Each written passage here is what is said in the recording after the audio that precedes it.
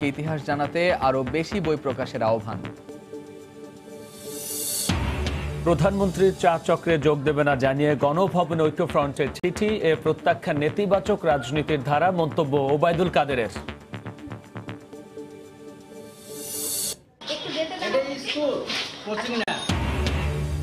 সরকারি নির্দেশনা অমান্য করে এসএসসি পরীক্ষার আগ মুহূর্তেও কোচিং সেন্টারে চলছে ক্লাস।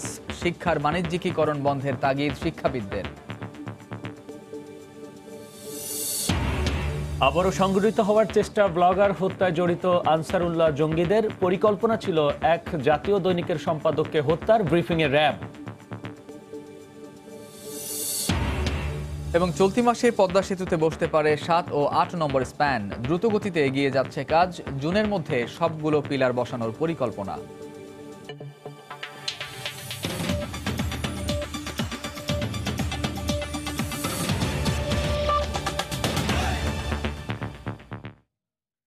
দেখছিলেন শিরোনাম।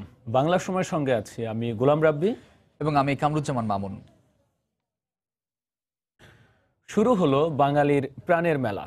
মাসব্যাপী অমর একুশে গ্রন্থমেলার উদ্বোধন করেছেন প্রধানমন্ত্রী শেখ হাসিনা। উদ্বোধনী অনুষ্ঠানে প্রধানমন্ত্রী বলেন, বাংলাদেশকে দক্ষিণ এশিয়ার মধ্যে সবচেয়ে সমৃদ্ধ দেশ হিসেবে গড়ে তুলতে কাজ করছে তার সরকার। কতটা ত্যাগের বিনিময়ে অর্জিত হয়েছে স্বাধীনতা, তা নতুন প্রজন্মকে জানানো একান্ত প্রয়োজন বলে উল্লেখ করেন তিনি। পরে জাতির জনকের উপর রচিত the secret document of intelligence branch on father of the nation বইয়ের 2য় খণ্ডের মোড়ক উন্মোচন করেন সরকার প্রধান।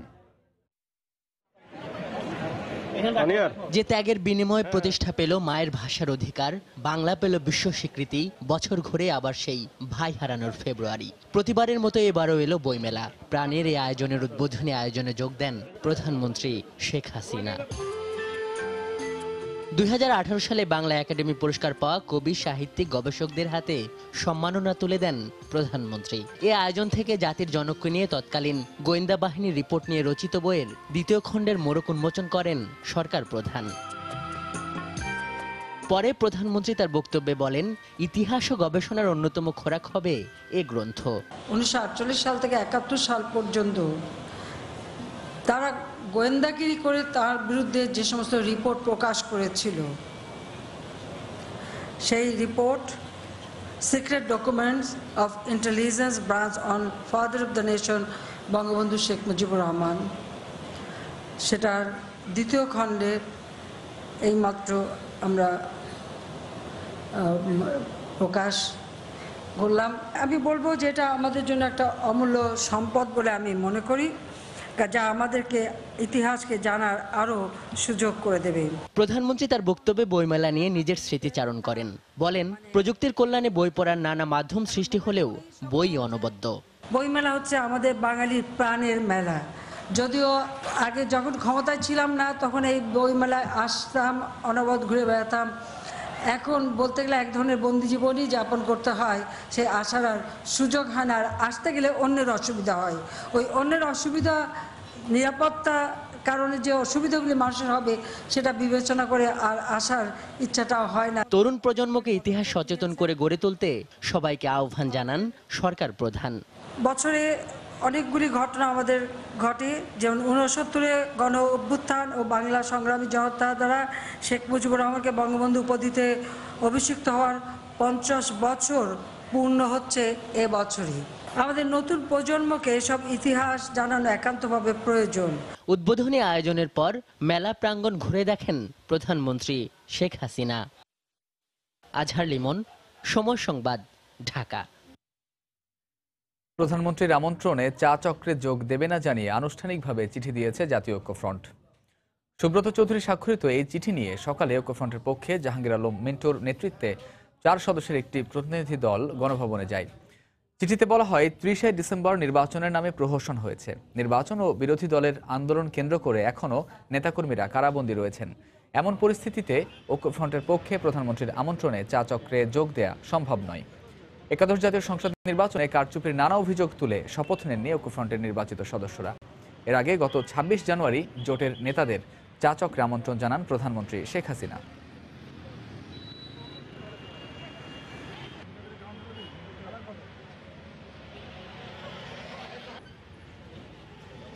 প্রধানমন্ত্রীর চা চক্রের আহ্বান প্রত্যাখ্যান বিএনপির নেতিবাচক রাজনীতির ধারা বলে মন্তব্য করেছেন আওয়ামী লীগের সাধারণ সম্পাদক ওবায়দুল কাদের। সকালে ধানমন্ডিতে দলীয় সভাপতির কার্যালয়ে তিনি একথা বলেন। তিনি বলেন, বিএনপির সংখ্যায় কম হলেও সংসদে তাদের জোরালো ভূমিকা রাখার সুযোগ রয়েছে, সেখান থেকেও তারা আন্দোলন গড়ে তুলতে পারে বলে মন্তব্য করেন ওবায়দুল কাদের। রাজনীতির লোকরা রাজনীতির কথা বলবে, রাজনীতিকরা যেখানেই যায় রাজনীতির কথা বলবে। প্রধানমন্ত্রীর সাথে তারা রাজনৈতিক কথা বলতে পারে। প্রধানমন্ত্রীর আমন্ত্রণে না যাওয়া এটাও তাদের নেতিবাচক যে পুরনো যে মানসিকতা, সে মানসিকতারই বহিঃপ্রকাশ এবং ধারাবাহিকতা। এটা গণতন্ত্রের জন্য, তাদের নিজেদের অস্তিত্বের জন্য শুভ নয়। এবং বিএনপি এখন খাদের কিনারে, তারা খাদেই পতিত হবে। বাংলার সময় আরো থাকছে। চট্টগ্রামে চিকিৎসক মোর্শেদ আকাশকে আত্মহত্যার প্ররোচনার অভিযোগে 6 জনের বিরুদ্ধে মামলা, অভিযুক্ত স্ত্রী গ্রেফতার।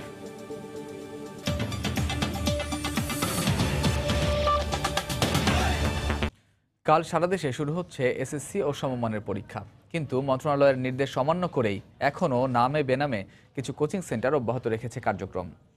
তাদের দাবি, কোচিং সেন্টার বন্ধ রাখা মানে শিক্ষার্থীদের পড়ালেখা বন্ধ রাখা। শিক্ষাবিদরা বলছেন, শিক্ষাকে বাণিজ্যিকীকরণ করেছে কোচিং সেন্টার, যা সংবিধান পরিপন্থী। পিঙ্কি আক্তারের রিপোর্ট। ঘড়ির কাঁটায় রাত ৮টা। রাজধানীর বিভিন্ন এলাকার অলিগলির কোচিং সেন্টার থেকে সন্তানকে কোচিং করিয়ে নিজেদের কাঁধে ব্যাগ চেপে বাড়ি ফিরছেন অভিভাবকরা। এই কোচিং সেন্টারে ঢুকতেই বেগ পেতে হয় আমাদের। সময় সংবাদের উপস্থিতি টের পেয়ে দ্রুত কোচিং করতে আসা শিক্ষার্থীদের ছুটি দিয়ে দেয় কোচিং কর্তৃপক্ষ। পরে নিজেরাও সটকে পড়েন। মুহূর্তেই ফাঁকা হয়ে যায় কোচিং সেন্টারটি। তৃতীয় তলায় শিক্ষার্থী থাকা সত্ত্বেও সেখানে তালা ঝুলিয়ে রাখা হয়েছে। কোচিং সেন্টারে রয়েছে একাধিক দরজা। কোচিং বন্ধে সরকারের নির্দেশ অমান্য করে এসএসসি পরীক্ষার একদিন আগেও প্রশাসনের চোখ ফাঁকি দিয়েই রাজধানীর অনেক কোচিং সেন্টারই তাদের কার্যক্রম চালিয়ে যাচ্ছে। গার্ডিয়ানজন জানে বাচ্চাটা আসলে ভালো এডুকেশন পাচ্ছে না প্রতিষ্ঠান থেকে, মারুফ সাহেব ভালো জানে, তার কাছে যাই। এই কারণে আমার কাছে আসতে চায়, বিনিময়ে আমার সংসারটা চলার একটা অবস্থা। একটা জিনিস শিখতে যাচ্ছে, সেটা বন্ধ করে দিচ্ছে, তো এটা তো ঠিক না। আর ভালো ফলাফলের জন্য পাল্লা দিতে অভিভাবকরাও অনেকটা লুকিয়েই সন্তানকে কোচিংয়ে নিয়ে আসছে, পাছে কিছুতেই মিস না হয় সোনার হরিণ A+। আমাদের কোচিং সেন্টার তো বন্ধ দেয়নি, আমরা নিয়ে এসে দিচ্ছি। আমি অ্যাকচুয়ালি জানি না, আমি আজকেই ফার্স্ট আসছি। ক্লাসে পড়ায় কিন্তু তেমন ভালো করে গাইড দিতে পারে না স্যাররা। তুমি কোশ্চেন করো না ক্লাসে? কোশ্চেন করলেও স্যাররা এইভাবে হালকা বুঝিয়ে ছেড়ে দেয়। শিক্ষা মানুষের মৌলিক অধিকার, যা বর্তমানে বাণিজ্য, আর এজন্য কোচিং সেন্টারকে অনেকটা দায়ী বলে মনে করছেন শিক্ষাবিদরা। সংবিধানে তো বলা আছে যে সবার জন্য মৌলিক শিক্ষা নিশ্চিত করা রাষ্ট্রের দায়িত্ব।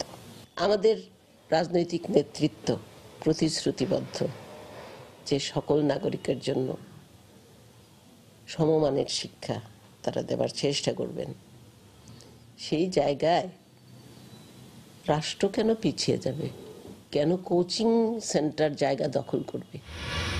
এদিকে কোচিং বাণিজ্য বন্ধের নির্দেশনা চেয়ে করা 5টি রিটের উপর আগামী 7 ফেব্রুয়ারি রায় ধার্য করেছেন আদালত। বর্তমানে কোচিং নামক ব্যাধিতে আক্রান্ত শিক্ষক, শিক্ষার্থী, এমনকি অভিভাবকও, যে কারণে কোচিং বন্ধে সরকারের নানা পদক্ষেপকে ব্যর্থ করে এ বাণিজ্য এখনো সচল রয়েছে বলে মনে করছেন বিশেষজ্ঞরা। পিঙ্কি আক্তার, সময় সংবাদ, ঢাকা। মুক্তমনা লেখক ও ব্লগার হত্যায় জড়িত আনসারুল্লাহ বাংলা টিম নতুন করে সংগঠিত হচ্ছে বলে জানিয়েছে র্যাব। একটি স্বনামধন্য জাতীয় দৈনিকের সম্পাদককে হত্যার পরিকল্পনা করছিল জঙ্গি সংগঠনটি। গতরাতে ঢাকার আশুলিয়া থেকে আটককৃত সংগঠনের 4 সক্রিয় সদস্যকে প্রাথমিক জিজ্ঞাসাবাদে এমন তথ্য বেরিয়ে এসেছে বলে সংবাদ সম্মেলনে জানান র্যাবের আইন ও গণমাধ্যম শাখার পরিচালক মুফতি মাহমুদ খান। বিগত কয়েক বছরে মুক্তমনা লেখক, ব্লগার, অনলাইন অ্যাক্টিভিস্ট ও প্রগতিশীল মতাদর্শের কয়েকজনকে হত্যার মধ্য দিয়ে দেশ জুড়ে আলোচনায় জঙ্গি সংগঠন আনসারুল্লাহ বাংলা টিম। এরপর আইন শৃঙ্খলা বাহিনীর সাঁড়াশি অভিযানে কোণঠাসা হয়ে পড়ে তারা। গ্রেফতার হয় সংগঠনের শীর্ষ নেতারা। এরপরও মাঝে মধ্যেই আলোচনায় আসে জঙ্গি সংগঠনটি। গতরাতে রাজধানীর আশুলিয়া থেকে দেশীয় অস্ত্রসহ আনসারুল্লাহ বাংলা টিমের 4 সদস্যকে আটক করে র্যাব। সামাজিক যোগাযোগ মাধ্যম ব্যবহার করে কর্মী সংগ্রহের পাশাপাশি অস্ত্র প্রশিক্ষণের মাধ্যমে ভিন্ন মতাদর্শের অনুসারীদের হত্যার পরিকল্পনা ছিল তাদের। বগুড়ায় এক মুক্তমনা লেখককে হত্যার পরিকল্পনা ভেস্তে যাওয়ার কথা জানায় র্যাব। স্বরামধন্য পত্রিকায় একটি লেখা প্রকাশিত হয়েছিল জুলাই মাসের দিকে, এবং সেখানে গ্রেপ্তারকৃতদের ভাষ্য মতে যে লেখাটি ইসলামের ভাবমূর্তি ক্ষুণ্ণ করেছে তাদের মতে, যে সেখানে বিবাহ নিয়ে হাদিসের সঙ্গে একটি সাংঘর্ষিক কথাবার্তা এখানে ছিল। জুলাইয়ের পরবর্তীতেই তারা সিদ্ধান্ত নেয় যে ওই পত্রিকার সম্পাদককে তারা হত্যা করবে, এর একটি পরিকল্পনা তাদের মধ্যে আছে। প্রাথমিক জিজ্ঞাসাবাদে তারা জানায় জেলে থাকা শীর্ষ নেতা জসিমউদ্দিন রহমানের নেতৃত্বে নতুন করে সংগঠিত হচ্ছে আনসারুল্লাহ বাংলা টিম। জসিমউদ্দিনকে মুক্ত করতে সশস্ত্র হামলার পরিকল্পনাও রয়েছে তাদের। যে কোনো প্রক্রিয়ায় তারা চাচ্ছে যে জসিমউদ্দিন রহমানকে জেলখানা থেকে মুক্ত করা, এবং এই প্রক্রিয়ার অংশ হিসেবে দেশ বিদেশ থেকে অর্থ সংগ্রহ করছে এবং বিভিন্ন জায়গায় যোগাযোগ করছে, এবং যতদূর তাদের দেওয়া তথ্য মতে তারা বিভিন্ন মাধ্যমে জেলখানা থেকেই জসিমউদ্দিন রহমানের সঙ্গে যোগাযোগ করছে, এবং জসিমউদ্দিন রহমানের মোটামুটি একটু নিয়ন্ত্রক হিসেবে জেলখানা থেকেই কাজ করছে। বর্তমানে আনসারুল্লাহ বাংলা টিমের বেশ কয়েকটি গ্রুপ সক্রিয় রয়েছে এমন তথ্য জানিয়ে র্যাব বলছে সবাইকে আইনের আওতায় আনতে তৎপর রয়েছেন তারা। নাজমুস সালেহী, সময় সংবাদ, ঢাকা। পদ্মা সেতু নির্মাণ কাজের অগ্রগতি নিয়ে প্রতি মাসের 1 তারিখে আমরা বিশেষ রিপোর্ট প্রচার করে থাকি। এরই ধারাবাহিকতায় আজ থাকছে সেতুর স্প্যান বসানোর অগ্রগতির খবর। চলতি মাসেই পদ্মা সেতুতে যোগ করা হতে পারে আরও 2টি স্প্যান। নদীর জাজিরা প্রান্তে আগের 6টি স্প্যানের সঙ্গে বসতে পারে 7 ও 8 নম্বর স্প্যান। এজন্য শতভাগ প্রস্তুত করে তোলা হচ্ছে 34 ও 35 নম্বর পিলার। এছাড়াও নকশা জটিলতা কেটে যাওয়ায় সেতুর কাজে এখন আগের চেয়ে কয়েকগুণ গতি আসবে বলে আশা করছেন প্রকল্প সংশ্লিষ্টরা। সাইফুল ইসলামের ছবিতে এহসান জুয়েলের রিপোর্ট। দুই প্রান্ত মিলিয়ে প্রায় 9.5 কিলোমিটারের পদ্মা সেতু। নদীতে থাকা 6.15 কিলোমিটারের মধ্যে বর্তমানে দৃশ্যমান প্রায় 1 কিলোমিটার সেতু। পুরো নদী জুড়ে চলছে মহাযজ্ঞ। 42টি পিলারের মধ্যে এখন পর্যন্ত কাজ ধরা হয়েছে 37টির। এর মধ্যে পুরো কাজ শেষ হয়েছে 18টির, আরও 11টির কাজ শেষের দিকে। যে 5টি পিলারের কাজ এখনও শুরু করা যায়নি, শিগগিরই সেগুলোর কাজও ধরা হবে। আগে অন্য পিলারগুলো নকশা জটিলতার সমাধান হলেও আটকে ছিল 6 ও 7 নম্বর। সেটাও কেটে যাওয়ার পর এ দুটি পিলারেও এখন চলছে কাজ। জুনের মধ্যে সবগুলো পিলার বসানোর পরিকল্পনা সংশ্লিষ্টদের। পাইল ড্রাইভিং বার্জ, এটাকে এক জায়গায় স্থির করা খুব ডিফিকাল্ট, কারেন্ট এত বেশি হয়। সেই জন্য এদিক থেকে মাওয়ার দিক থেকে প্রথম মডিউল এটা কাজ করা যায় নাই। যদিও ছবিতে দেখবেন যে অনেকগুলো পিলার কিন্তু রেডি হয়ে গেছে। যে আশা করি এটা এই আগামী কয়েক মাসে অনেক উল্লেখযোগ্য অগ্রগতি হবে। 18টি পিলার নদীতে দৃশ্যমান হলেও স্প্যান বসানোর সংখ্যা সে তুলনায় কম। কারণ একটি মডিউলের 6টি পিলার একসাথে না বসলে সেখানে বিচ্ছিন্নভাবে স্প্যান বসানোর সুযোগ নেই। এসের মতো প্ল্যানে এই একটা, তার মানে একটা ডিফাইন্ড জিওমেট্রি, তার মধ্যে আবার ভার্টিক্যাল একটা স্লোপ আছে। Every truss defined geometry. এটা কোনোভাবে এক ট্রাসে অন্য কানে বসানো যায় কি না এটা আলোচনা হচ্ছে এখন, বাট এখন পর্যন্ত আছে যে এটা সম্ভব না। একটা মডিউল শেষ করে ওখানে বসাই দেবো, মাঝখানে বিচ্ছিন্নভাবে বসাই দেওয়া যাবে। এটা হলো আমাদের 1 নম্বর প্রিপারেশন, যেটা বললেন। সেকেন্ড হলো স্প্যান তৈরি করা। চায়নাতে 150 মিটার বানাইতে গেলে আমাদের সুবিধা হতো, বাট ট্রান্সপোর্ট হবে। জাজিরা প্রান্তে আগের 6টির সাথে 7ম স্প্যান বসানোর জন্য এখন প্রস্তুত 35 নম্বর পিলার। 90 ভাগের বেশি কাজ শেষ হয়েছে 34 নম্বর পিলারেরও। এই পর্যন্ত প্রকল্পের কাজ 72 ভাগ, মূল সেতুর কাজ শেষ হয়েছে 63 ভাগ। নকশা জটিলতা কেটে যাওয়ার পর অনেক কিছু এখন খুব দ্রুত ঘটবে। কোনো মাসে একটি, কোনো মাসে 2টি করে স্প্যান যোগ করা সম্ভব হবে। আর ক্রমবর্ধমান এই পদ্মা সেতু বিশ্বের বুকে জানান দেবে বাংলাদেশের সক্ষমতার গল্প, যে গল্পে মিশে থাকবে অসংখ্য চ্যালেঞ্জ আর স্বপ্নের বুনন। এহসান জুয়েল, সময় সংবাদ, জাজিরা, শরীয়তপুর। এদিকে পদ্মা সেতু মেগা প্রকল্পের অংশ হিসেবে বাংলাদেশ তাঁত শিল্প বোর্ডের আওতায় মাদারীপুর ও শরীয়তপুরের সীমানার 120 একর জমিতে হতে যাচ্ছে শেখ হাসিনা তাঁতপল্লী। এই সুযোগে সরকারি টাকা হাতিয়ে নিতে প্রস্তাবিত খালি জমিতে শত শত ঘরবাড়ি ও স্থাপনা নির্মাণের হিড়িক পড়েছে। এ ব্যাপারে ব্যবস্থা নেওয়ার আশ্বাস দিয়েছে জেলা প্রশাসন। মাদারীপুর থেকে সঞ্জয় কর্মকার অভিজিতের পাঠানো তথ্য ও শাহাদত আকুনের তোলা ছবিতে রিপোর্ট। স্বপ্নের পদ্মা সেতুকে ঘিরে মাদারীপুর ও শরীয়তপুরের বিভিন্ন এলাকায় গড়ে উঠেছে মেগা প্রকল্প। এরই অংশ হিসেবে শেখ হাসিনা তাঁতপল্লী নির্মাণ করতে যাচ্ছে সরকার। এই খবরে প্রস্তাবিত খালি জমির উপর শত শত গাছপালা রোপণ ও নতুন নতুন ঘরবাড়ি তুলে সরকারের কাছ থেকে অতিরিক্ত অর্থ আদায়ের পায়তারা করেছেন স্থানীয়রা। আমাদের অনেক কিছু দিব বা বেশিরভাগে আমাদের দিব এরকম বইলা কাজ করতেছে। এই শতকরা 90% আছে মনে করেন যে বাইরের লোক, এটা আমাদের গ্রামের না, বাইরের লোক উঠাচ্ছে, তাদের জায়গা আছে তারা উঠাচ্ছে, কিন্তু আমাদের গ্রামের যেটা প্রয়োজন আমরা সেটা উঠেছি। সাব রেজিস্ট্রি সুবিধে কিছু জায়গা জমি এরা কিনা তারাও এখানে গড়দরদার তুলছে। 5 ভাইয়ের ঘর আছে 2টা, লাগবে 5টা, এই জন্য কি এই জন্য ঘর উঠাইতে পারছি আমরা। দালাল বলতে হলে নাটুবার লোকেরা তারা বিল পাইছে তারাই দিয়ে পুরান ঘর উঠতেছে, নতুন ঘর উঠতেছে ভাঙ্গা ভাঙ্গা। ক্ষতিপূরণের সরকারি বাড়তি টাকার অর্ধেক পাবে জমির মালিক, আর বাকি অর্ধেক পাবে টাকা বিনিয়োগকারী। এমন শর্তে এসব অবৈধ স্থাপনা নির্মাণের জন্য একটি চক্র লাখ লাখ টাকা বিনিয়োগও করেছে।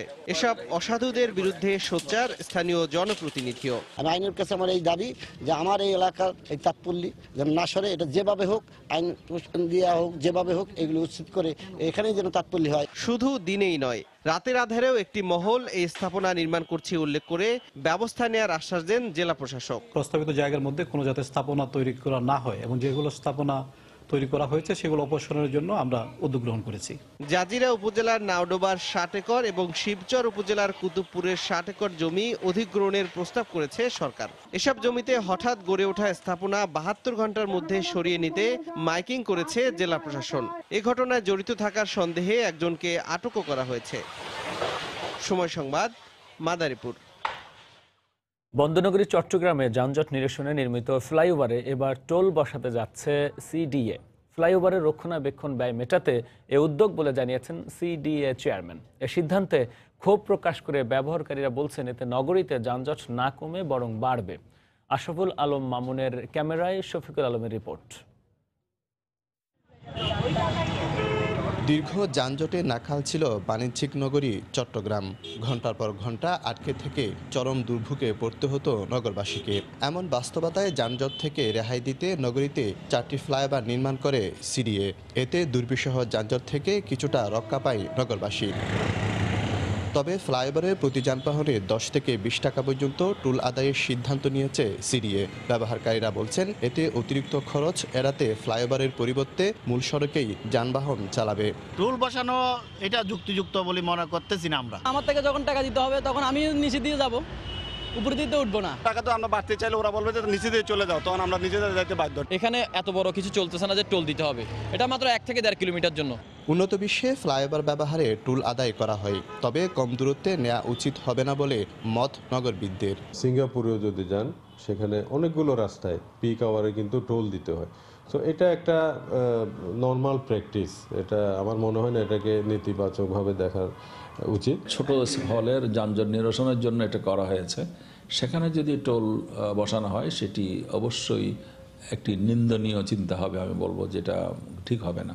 তবে সিডিএ বলছে প্রকল্পে ডিপিপিতে বলা আছে টোলের কথা, তবে ব্যবহারকারীরা না চাইলে সিদ্ধান্ত থেকে সরে আসবে সিডিএ। ডিপিপিতে বলা হয়েছে এটা টোল হবেই, এখানে যদি টোল বসাতেই হয় সেটা অত্যন্ত অল্প টাকার আর অত্যন্ত সীমিত সময়ের জন্য যদি বসাতে হয় আমরা চেষ্টা করব অ্যাভয়েড করার জন্য, কিন্তু 10 থেকে 12 লক্ষ টাকা তো আমার জোগাড় করতেই হবে। চট্টগ্রামে বহদ্দাহাট, কদমতলী, দেওয়ানহাট ও আক্তারুজ্জামান সহ 4টি ফ্লাইওভার চালু রয়েছে। এগুলোর মোট দৈর্ঘ্য প্রায় 8.5 কিলোমিটার। শফিকুল আলম, সময় সংবাদ, চট্টগ্রাম। বাংলার সময় আরও থাকছে।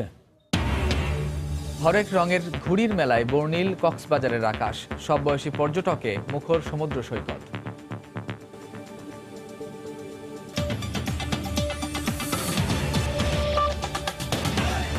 উত্তরের রংপুর, দিনাজপুর অঞ্চলের 4টি স্থলবন্দরেই এখন একমুখী আমদানি নির্ভর। বিধিনিষেধের নিচে চাপা পড়েছে রফতানি বাণিজ্যের সম্ভাবনা। তবে 6 মাসের মধ্যে প্রাপ্তি যোগের আভাস দিলেন নতুন বাণিজ্য মন্ত্রী। রতন সরকারের রিপোর্ট। নবীনতম কুড়িগ্রামের সোনাহাটও এখন পূর্ণাঙ্গ ও অত্যাধুনিক স্থলবন্দর। দিনাজপুরের হিলি, লালমনিরহাটের বুড়িমারি, পঞ্চগড়ের বাংলাবান্ধার উন্নয়ন আগেই হয়েছে, কিন্তু ওপারের ব্যবস্থাপনা বাংলাদেশের ব্যবসায়ীদের জন্য সহায়ক নয় এমন অভিযোগ রপ্তানিকারকদের। সেখানে পণ্যের মান যাচাইয়ের ব্যবস্থা না থাকায় বাংলাদেশের রপ্তানি পণ্য গ্রহণ করে না ভারত। তার উপর এসব বন্দর দিয়ে রপ্তানি করা যায় মাত্র 15টি পণ্য। ভারতীয় সাইডে যে সমস্ত সমস্যাগুলো আছে দ্বিপাক্ষিক বৈঠকের মাধ্যমে এই সমস্যাগুলো সমাধান করে আমাদের এই হিলিকে এক্সপোর্টের দিক থেকে স্বাবলম্বী করে তুলবে বলে আমি আশা করি। যদি আমরা এক্সপোর্টটাকে বাড়াতে পারি তাহলে সরকার ডলার পাবে, তাতে সরকারের লাভবান হবে এবং আমাদের এখানে সিএনএফ বা কর্ম যারা আছে তারা সবাই লাভবান হবে। ভারত ছাড়াও নেপাল, ভুটানে বাংলাদেশের রপ্তানি বাণিজ্য সম্ভাবনাময়। এর প্রতিবন্ধকতা দ্রুত দূর করার দাবি দীর্ঘদিনের। নানা ছলছুতায় নানা কথা বলে আমাদের পণ্যকে তারা ভারতের বাজারে প্রবেশ করতে নিষেধ করছে, ফলে একটা বিরাট বাণিজ্যের বৈষম্য গড়ে উঠছে। এটা যদি দ্রুত সমাধান করা যায় তো এই অঞ্চলের যে বাণিজ্যের বাংলাদেশের ভারত বাণিজ্যের যে বৈষম্য কমে আসবে। সরকারের যে এমবাগোটা আছে পণ্য রপ্তানির ক্ষেত্রে এই এমবাগোটা তুলে ধরা উচিত, না হলে সুদূর বেনাপোল হয়ে এই মাল ভারতে এবং নেপালে, ভুটানও পৌঁছানো অনেক কঠিন ব্যাপার। তবে আশার কথা, বন্দর কেন্দ্রিক সমস্যাগুলোর বেশিরভাগই আগামী 6 মাসের মধ্যে সমাধানের প্রতিশ্রুতি দিয়েছেন নতুন বাণিজ্য মন্ত্রী। আমরা ব্যবসা বান্ধব একটা করতে চাই। আমি খুব শীঘ্রই ভারতীয় ব্যবসায়ীদের সাথে একটা মিটিং করবো, আশা করছি ফেব্রুয়ারি মাসের মধ্যে। তারা একটা চিঠি আমাকে অলরেডি দিয়েছে। আগামী 6 মাসের মধ্যে একটা ভিজিবল ইমপ্রুভমেন্ট আমরা দেখতে পাই। ফেব্রুয়ারিতে ভারতে সেদেশের সরকার ও ব্যবসায়ীদের সঙ্গে দ্বিপাক্ষিক আলোচনায় সমস্যা সমাধানের আশা করছেন টিপু মুন্সিফ। রতন সরকার, সময় সংবাদ, রংপুর। রংপুর দিনাজপুর অঞ্চলের 4টি স্থলবন্দরের সংকট ও সম্ভাবনা নিয়ে আলোচনার জন্য রংপুরের রোকেয়া সরণ এলাকা থেকে যোগ দিচ্ছেন সহকর্মী রতন সরকার। সঙ্গে রয়েছেন দুজন আলোচক। রতন। মামুন, আমরা আসলে এই সার্বিক সমস্যাটাকে যদি আমরা চিহ্নিত করি, এটি আসলে এক কথায় বলা যায় বাংলাদেশের এই অংশটি এবং পুরো বাংলাদেশই ধরতে গেলে আসলে বাণিজ্য বৈষম্যের শিকার হচ্ছে। আমাদের যে এই অঞ্চলে স্থলবন্দরগুলো আছে সেগুলো অকার্যকর হচ্ছে, সেভাবে লাভের মুখ দেখছে না বাংলাদেশ অংশ। আমার সঙ্গে আজ এই বিষয়টি নিয়ে আলোচনার জন্য এখানে উপস্থিত রয়েছেন রেজাউল ইসলাম মিলন। তিনি সভাপতি chamber of Rangpur metropolitan chamber of commerce and industries. এখানে আরও দুজন রয়েছেন যারা আসলে এই শহরের প্রতিষ্ঠিত ব্যবসায়ী, মিঠু ভাই এবং আমার ওই ডান পাশে আছেন চাঁদ ভাই। আমরা একটু আসলে আপনি তরুণ ব্যবসায়ী হিসেবে আপনার কাছ থেকে শুরু করতে চাই যে এই যে একটা কি বলবো যে একটি ভারসাম্যহীন যে পরিস্থিতিটা, এই পরিস্থিতিতে এই অঞ্চলের ব্যবসায়ীরা আসলে আন্তর্জাতিক বাণিজ্য সম্প্রসারণের আসলে কোনো সুযোগটি পাচ্ছে না। এই ক্ষেত্রে পুরো বিষয়টিকে আপনি কিভাবে দেখেন? আসলে বিষয়টি যেটা পাচ্ছে না, হ্যাঁ, সেই জিনিসটা এখন আবার নতুন গভর্নমেন্ট আসার পর দেখা যাচ্ছে যে এটা আবার নতুনভাবে চালু হবে এবং এটা আমাদের মাননীয় প্রধানমন্ত্রীও বলেছে যে এখন আমাদের দ্বিপাক্ষিক এবং সুন্দরভাবে এটা ইউটিলাইজ হবে এবং আমরা নতুনভাবে বাণিজ্যটাকে আরও সম্প্রসারণ করার জন্য আমাদের প্রধানমন্ত্রী বলেছেন এবং আমাদের শিল্প এবং আমাদের বাণিজ্য মন্ত্রী এবং সবাই বলেছেন যে এইটা যাতে আরও ডেভেলপমেন্ট হয় এর জন্য সুদৃষ্টি থাকবে সবারই। এটা এই অঞ্চলটাকে আপনি রপ্তানি বাণিজ্যের ক্ষেত্রে কোন কোন পণ্য এই অঞ্চল থেকে আসলে রপ্তানির সম্ভাবনা দেখেন আপনি? আসলে আমাদের তো জুট যাচ্ছে, আরও 2-3টা আইটেম যাচ্ছে, জুট যাচ্ছে, তারপর আপনার ওই কলা, এই মানে সম্ভাবনাগুলো খুঁজে বের করতে হবে। আমাদের এই ল্যান্ডপোর্টগুলো দিয়ে মাত্র 15টি পণ্য আসলে যায়, যেই পণ্যগুলো আসলে মূল উৎপাদিত পণ্যের মূল পণ্য নয়।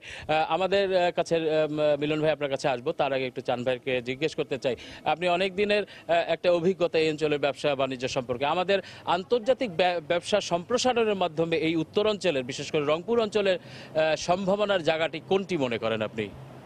আমরা কিছুদিন আগে ওই পাশের যে চেম্বার অফ কমার্স আছে তাদের সাথে কথা বলছিলাম, ওখানে একটা নীতি নির্ধারণী বৈঠকও আমাদের চেম্বার থেকে গিয়েছিল, তারা করেও আসছে। তো আমরা এখান থেকে তাদেরকে কিছু কিছু জিনিস দিয়েছিলাম যে আপনাদের ওইখানে যে ব্যবসায়ীগুলো আমাদের দেশের ব্যবসায়ীদের সাথে কাজ করে তারা ওখানকার কোনো সেন্ট্রালি কোনো চেম্বারের সদস্য নয়। তো অনেক সময় দেখা যায় যে আমাদের ব্যবসায়ীরা প্রতারিত হচ্ছে, কিন্তু এটার আমরা কোনো পাই না, রেজাল্ট পাই না এদেশের থেকে।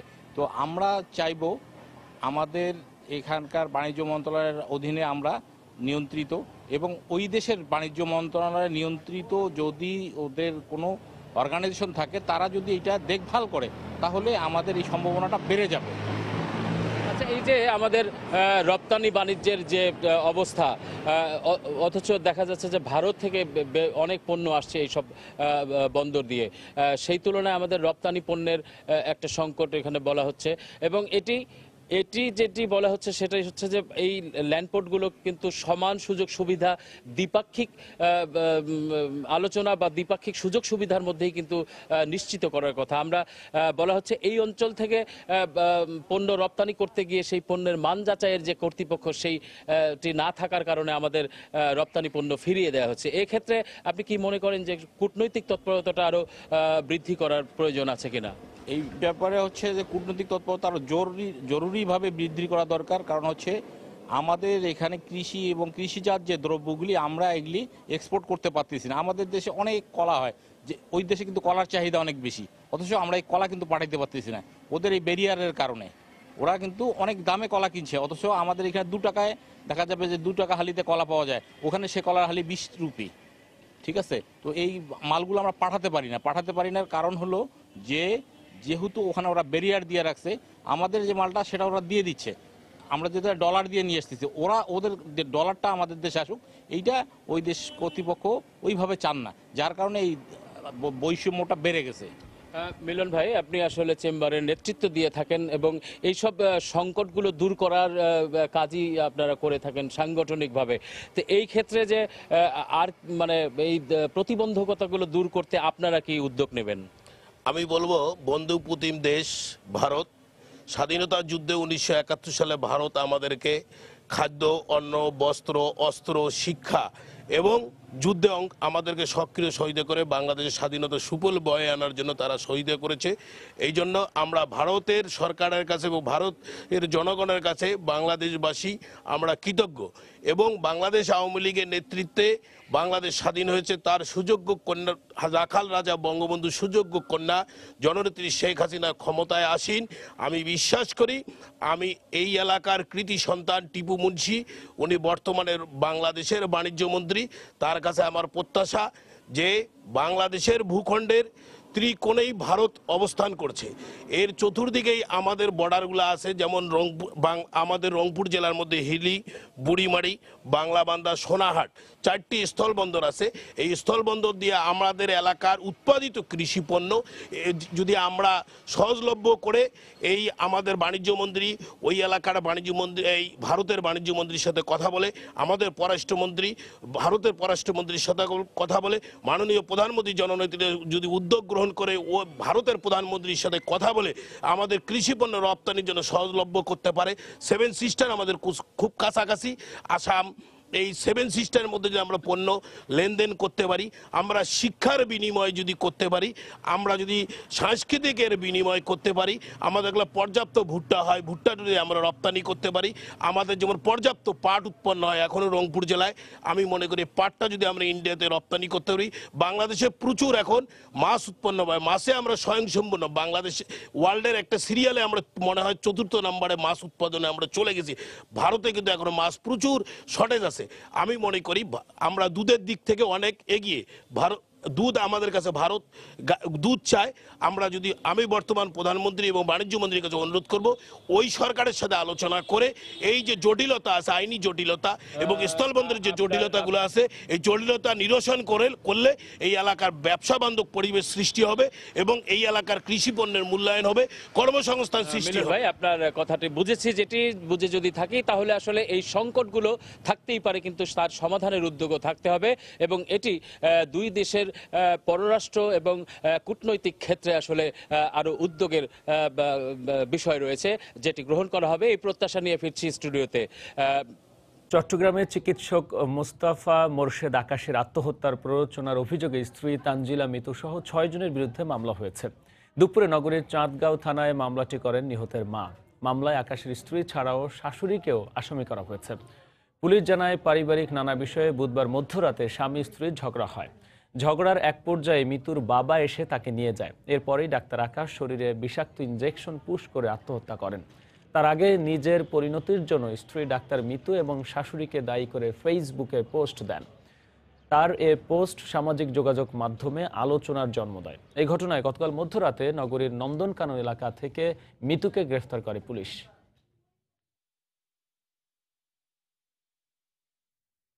কিশোরগঞ্জে ছিনতাইকারী চক্রের 6 সদস্যকে গ্রেফতার করেছে পুলিশ। গতরাতে শহরের বিভিন্ন স্থানে অভিযান চালিয়ে তাদের গ্রেফতার করা হয়। পুলিশ জানায়, গত 22 জানুয়ারি রাতে একটি অনুষ্ঠানে ছবি তোলার কথা বলে ফটো সাংবাদিক আবির হোসেনকে আমন্ত্রণ জানায় কয়েক দুর্বৃত্ত। আবির ঘটনাস্থলে পৌঁছালে তার কাছ থেকে ক্যামেরা, মোটরসাইকেল ও মোবাইল সহ সরঞ্জাম ছিনিয়ে নেয় একটি চক্র। এই ঘটনায় থানায় মামলা দায়েরের পর অভিযানে নামে পুলিশ। মোবাইল ফোনের সূত্র ধরে গতরাতে শহরের বিভিন্ন স্থান থেকে তাদের গ্রেফতার করা হয়।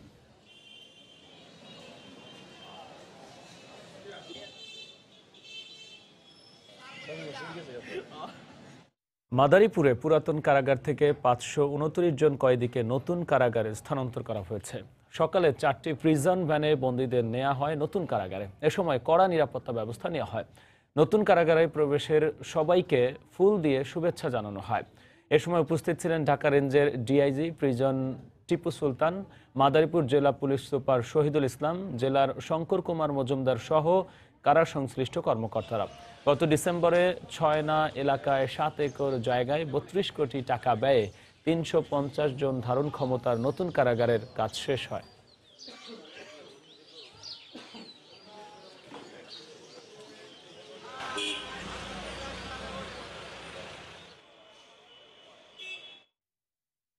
মুন্সিগঞ্জে নিখোঁজের একদিন পর এসএসসি পরীক্ষার্থীর লাশ উদ্ধার করেছে পুলিশ। দুপুরে লোহজং উপজেলার কুমারভোগ পুনর্বাসন কেন্দ্রের পাশের একটি ডোবা থেকে তার লাশটি উদ্ধার করা হয়। পুলিশ জানায়, গতকাল বাড়ি থেকে বের হবার পর নিখোঁজ হয় মেদিনী মণ্ডল আনোয়ারা চৌধুরী উচ্চ বিদ্যালয়ের এসএসসি পরীক্ষার্থী নীরব। আজ দুপুরে একটি ডোবায় তার লাশ ভাসতে দেখে পুলিশে খবর দেয় স্থানীয়রা। সেখান থেকে তার লাশ উদ্ধার করে হাসপাতাল মর্গে পাঠায় পুলিশ। এ ঘটনায় জিজ্ঞাসাবাদের জন্য 2 জনকে আটক করা হয়েছে।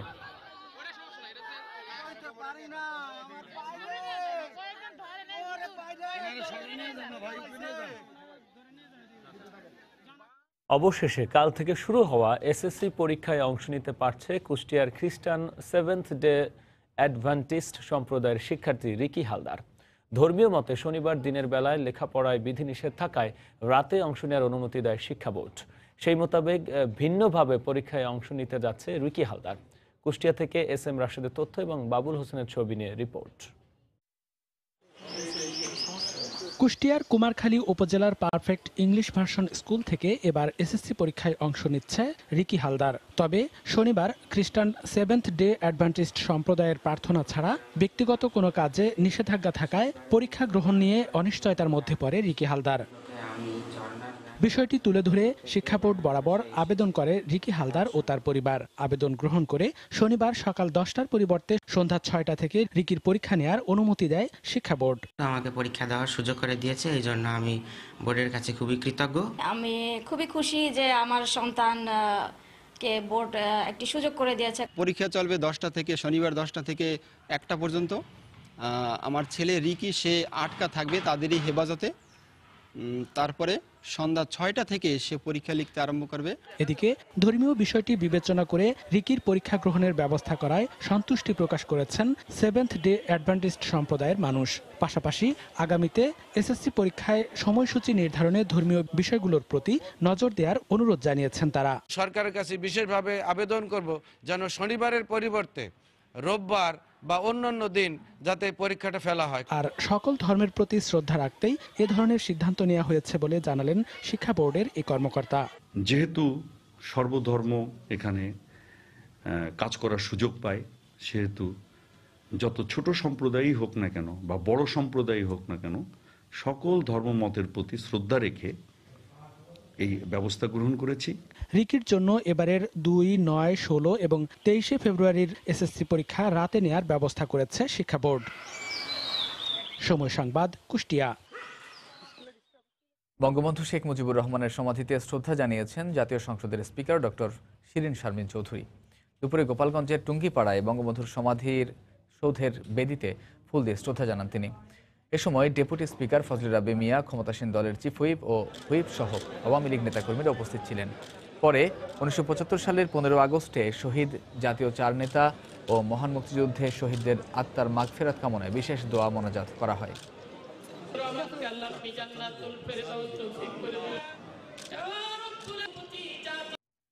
বাংলার সময়ের শীর্ষ সংবাদ জানিয়ে দিচ্ছি আরেকবার। শুরু হলো বাঙালির প্রাণের মেলা। মাসব্যাপী অমর একুশে গ্রন্থ মেলার উদ্বোধন প্রধানমন্ত্রীর। নতুন প্রজন্মকে ইতিহাস জানাতে আরও বেশি বই প্রকাশের আহ্বান।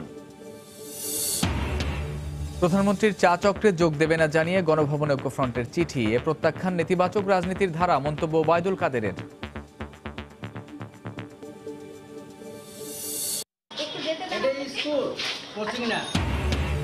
সরকারি নির্দেশনা অমান্য করে এসএসসি পরীক্ষার আগ মুহূর্তেও কোচিং সেন্টারে চলছে ক্লাস। শিক্ষার বাণিজ্যিকীকরণ বন্ধের তাগিদ শিক্ষাবিদদের।